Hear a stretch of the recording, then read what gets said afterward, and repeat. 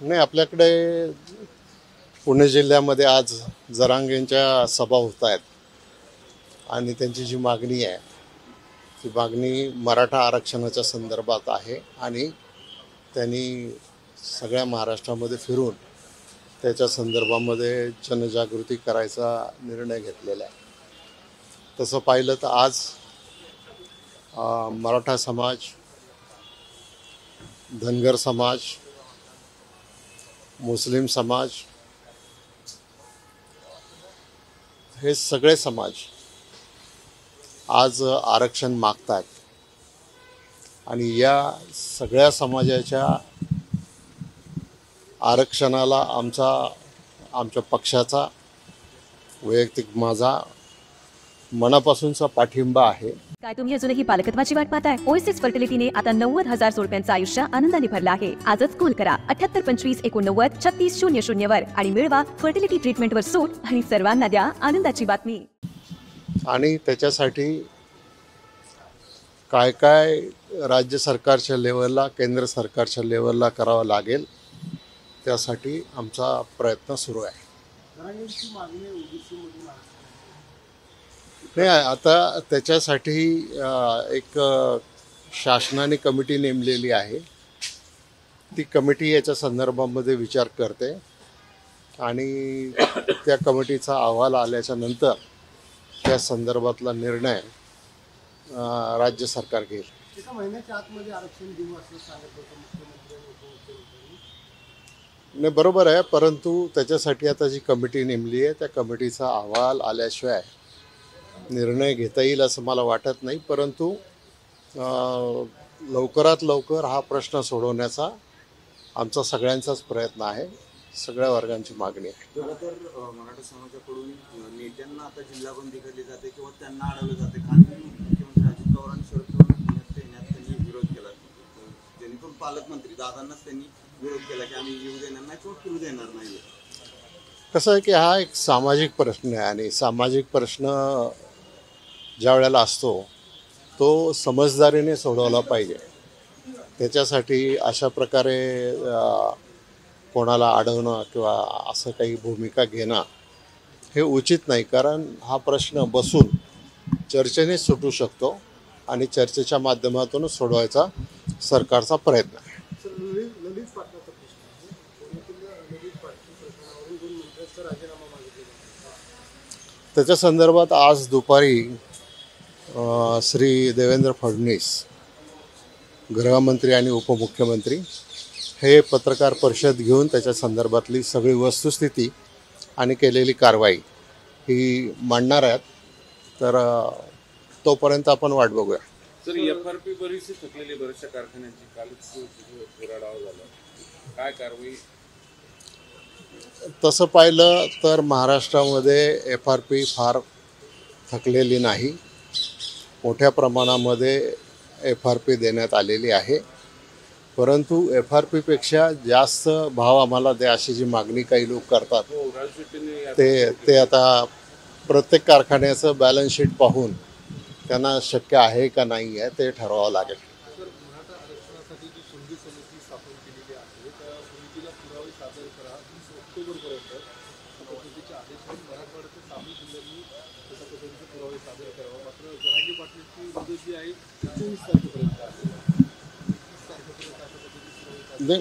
म्हणूनच मी सांगितलं की जी कमिटी नेमलेली आहे ती कमिटीच याच्यावरचे सगळे जे पैलू आहेत त्याच्या संदर्भामध्ये विचारविनिमय करत आहे आणि त्या विचारविनिमयामधूनच याच्यामध्ये निर्णय होऊ शकतो. मी कमिटीमध्ये नसल्यामुळं नक्की तिथं काय चर्चा चालू आहे याची मला कल्पना नाही. परंतु ज्या वेळेला मंत्रिमंडळासमोर हा विषय येईल त्यावेळेला जरूर आम्ही आमच्या भूमिका मांडू. राजस्थानचे मुख्यमंत्री अशोक गेहलोत यांनी अजित पवारांवरती टीका केलेली आहे. मोदी ज्यांच्यावरती टीका करतात नंतर त्यांनाच मंत्रिपदं ही दिली जातात. कारण आधी घोटाळ्यांचे आरोप केले गेले होते मोदींच्या माध्यमातून राष्ट्रवादीवरती आणि अजित पवारांवरती, आणि नंतर त्यांना मंत्रिपदं दिली गेली. असं आहे की अजितदादांच्यावर किंवा कोणावर जे 70,000 कोटीच्या घोटाळ्याचे आरोप केले गेले त्या गोष्टीमध्ये अजिबात सत्य नाही. ती गोष्ट त्यावेळेला निवडणुकीच्या वेळेला वापरली गेली, परंतु आजपर्यंत त्याच्यावर कुठल्याही प्रकारचा पुरावा किंवा कुठल्याही प्रकारचं त्याच्यामधून काहीही समोर आलेलं नाही. त्यामुळं या अशा IQ आरोपाच्या आधारे एखाद्या मुख्यमंत्र्यांनी स्टेटमेंट करणं बरोबर नाही. 5 राज्यांच्या निवडणुका होत आहेत, त्या 5 राज्याच्या निवडणुका दोन्ही गट लढवत नाहीत, चिन्हाचा वाद होऊन ते गोठवलं जाऊ नये म्हणून हा निर्णय घेतला असंही म्हणतात. त्याचा अजून आमचा निर्णय झाला नाही. आमच्या कार्यकारिणीमध्ये याचा निर्णय होईल. शरद पवार गटाकडून बारामती आणि शिरूर लोकसभा मतदारसंघाचा आढावा घेण्यात आलेला आहे, ज्यामध्ये शिरूर मधले जे काही पदाधिकारी होते त्यांनी अमोल कोल्हेंची उमेदवारी लवकरात लवकर जाहीर करावी अशा पद्धतीची मागणी केल्याची माहिती समोर आलेली आहे, जेणेकरून त्यांना मतदारसंघात फिरता येईल. हे सगळेच पक्ष आपला आपला एक्सरसाइज करतात. त्याप्रमाणे त्यांनी हा एक्सरसाइज केलेला आहे. कार्यकर्त्यांच्या भावना मांडल्यात, नेते निर्णय घेते. महायुतीची जागा कोणाकडे आली? महायुतीची जागा मग आपल्याकडे साधारणपणाने त्याच्यातली अशी चर्चा आहे की जी सिटिंगची जागा आहे ती जागा त्या पक्षाला द्यायची. काही अपवाद वगळले तर त्याच्यामध्ये अदलबदल होऊ शकतो. तुम्ही दावा करणार आहात? तुम्ही दावा करणार आहात? हो, आम्ही निश्चित शिरूर लोकसभा मतदारसंघावर दावा करणार आहोत. वळसे पाटील घरातला उमेदवार बघायला मिळेल लोकसभा असणार आहात की नाही, त्याचा निर्णय पक्ष घेईल. त्याचा निर्णय मी व्यक्तिगत घेऊ शकत नाही. सर, मीरा बोरवणकर यांनी जे काही आरोप यापूर्वी अजित पवारांवरती केलेत, आता नवीन जो खुलासा त्यांनी पुस्तकाच्या माध्यमातून केलाय की दादोजी कोंडदेव यांचा पुतळा हटवल्यानंतर पुणे शहरात दंगल घडवण्याचे जे काही आदेश हे देण्यात आले होते, नीलम गोरे आणि मिलिंद नार्वेकर यांच्याकडून हे आदेश देण्यात आले होते, तसं संभाषण मी ऐकलं. त्याच्यानंतर त्या पुस्तकामध्ये त्याचा दावा खुलासा त्यांनी केलेला आहे. आता त्याचा पुस्तक मी मागवलेलं आहे. आता कोण काय दावा करेल, त्याला पुरावा काय वगैरे या सगळ्या गोष्टी आपण पाहणं आवश्यक आहे. परंतु योग्य वेळेला त्या या प्रश्नावर मी माझी भूमिका मांडेन. तुम्ही स्वतः सांगितलं आता की हा सामाजिक प्रश्न आहे आरक्षणाचा बेसिकली, पण त्याच प्रश्नाला धरून काही लोक राजकारण करतात. असं नाही वाटत अचानक जरांगे पाटील येतो, प्रकाश जोतर सगळं राज्यभर दौरा करतो, त्याची मागणी मुळात कुठंतरी प्रॅक्टिकली वाटत नाही. अनेकांना, तज्ज्ञांना, जाणकार स्पष्ट सांगतात की ओबीसीतनं मराठ्यांना कुणबी सर्टिफिकेट देता येत नाही, तरी त्याचं आंदोलन मोठं केलं चाललंय काय नाही. आता हा प्रश्न त्यांनाच माहिती आहे. परंतु साधारणतः अशा प्रकारची आंदोलनं यापूर्वी पण झालेली आहेत आणि आत्ताही चालू आहेत. आणि बऱ्याच गोष्टी निवडणुकीच्या तोंडावर सरकारकडून मान्य करून घेण्यासाठी असा प्रयत्न केला जातो. तर त्या दृष्टिकोनातून आता आंदोलन करायचा प्रत्येकाला अधिकार आहे, मागण्या मांडायचा प्रत्येकाला अधिकार आहे.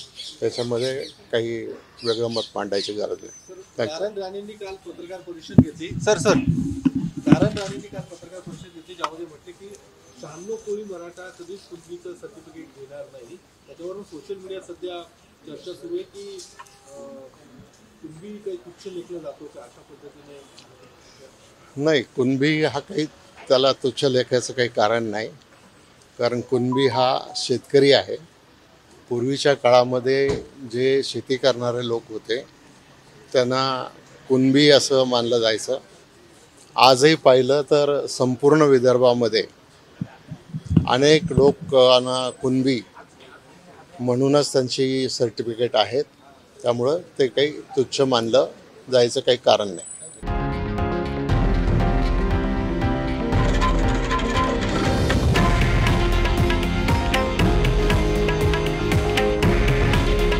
हे आहे देशातील नंबर 1 न्यूज नेटवर्क आणि आपण पाहत आहात TV9 मराठी.